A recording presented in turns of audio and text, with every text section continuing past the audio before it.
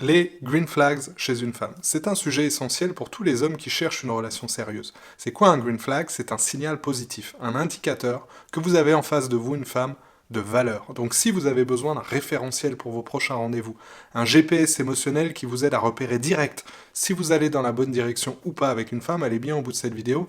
Je vais vous dire des choses que moi j'aurais bien aimé entendre à l'époque où je cherchais une nouvelle relation. Parce que pendant longtemps, je n'ai eu aucun critère. Je me pointais en mode freestyle à tous mes rendez-vous amoureux, et le raisonnement que j'avais, ça se limitait à est-ce que je lui plais, est-ce qu'elle me plaît, est-ce que je peux coucher avec elle. Voilà, j'essayais juste en fait d'attirer son attention. Résultat, je tombais sur des femmes pas du tout alignées avec moi, qui ne me respectaient pas, et parce que moi non plus, je ne me respectais pas vraiment à ce moment-là, je connaissais pas ma valeur et je n'avais pas réellement de standard. Mais avec le temps, l'expérience, en fréquentant aussi d'autres femmes, des femmes de plus en plus équilibrées, j'ai affiné mon radar et j'ai fini par arriver à reconnaître, c'est une vraie compétence ça, les vrais signaux. Ceux que finalement j'ai retrouvés chez la femme que j'ai choisie, la femme avec laquelle je vis aujourd'hui depuis 7 ans. Donc on rentre direct dans le concret. J'ai choisi vraiment de me concentrer sur deux indicateurs qui sont à mon avis trop souvent oubliés et qui indiquent que la fille que vous avez en face de vous, la fille que vous datez, avec laquelle vous sortez, est probablement la bonne personne. Green flag numéro 1, c'est une femme qui respecte les hommes et la masculinité. Je sais, ça peut paraître basique, mais dans le monde d'aujourd'hui, croyez-moi, c'est loin d'être garanti. Beaucoup de femmes, et de plus en plus à mon avis, éprouvent de l'aversion envers les hommes. Elles dénigrent la masculinité. Peut-être justement parce qu'elles associent trop vite la masculinité à quelque chose de toxique, ou alors qu'elles ont fait de mauvais choix de partenaires par le passé et qu'elles en ont souffert, qu'il y a des traumas. Et si vous êtes, ou si vous voulez devenir un homme ancré dans une énergie masculine forte, ça ne pourra pas coller. Parce qu'il peut être très difficile d'être en relation avec une femme qui n'aime pas et qui ne respecte pas la nature même de ce que vous êtes. Voilà pourquoi je vous suggère d'être vigilant à ça dans les premières semaines, lors des premiers rendez-vous, de bien écouter, de comprendre sa relation aux hommes, quitte à lui poser directement les questions. Qu'est-ce que tu apprécies chez les hommes? Est-ce que tu penses que c'est important qu'un homme assume pleinement son rôle, assume pleinement son énergie masculine? Et vous verrez vite ce qu'elle pense, et croyez-moi, ça en dit long. Ça, c'était le premier signe positif. Elle aime les hommes.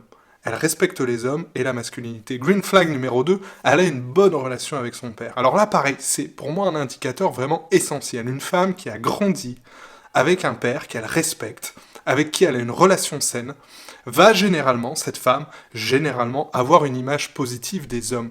Elle va vous respecter pour ce que vous êtes et ne pas vous faire payer les erreurs d'un autre homme ou de celui qui l'a élevé. La relation avec le père, ça sert vraiment de référence, de boussole pour les futures relations amoureuses. Une dynamique saine et respectueuse avec son père incitera la fille à rechercher des partenaires qui incarnent les mêmes valeurs. Lorsqu'une femme, à l'inverse, n'a pas eu ce modèle paternel stable, inconsciemment, elle peut rechercher des partenaires qui vont incarner des traits similaires à ceux de son père, même si ces traits-là sont négatifs. Ça, c'est lié, c'est un phénomène qui est lié au complexe d'Oedipe, un complexe d'Oedipe non résolu, où finalement la fille va répéter des schémas relationnels familiaux toxiques dans sa vie adulte.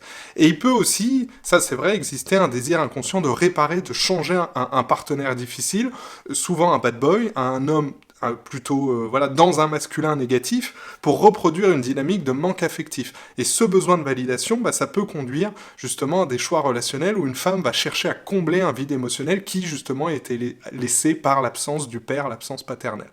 Donc voilà, attention, c'est pas parce qu'une femme a eu un père absent que ça signifie forcément qu'il faut se barrer en courant, qu'elle est forcément dysfonctionnelle, mais vigilance, encore une fois, on observe.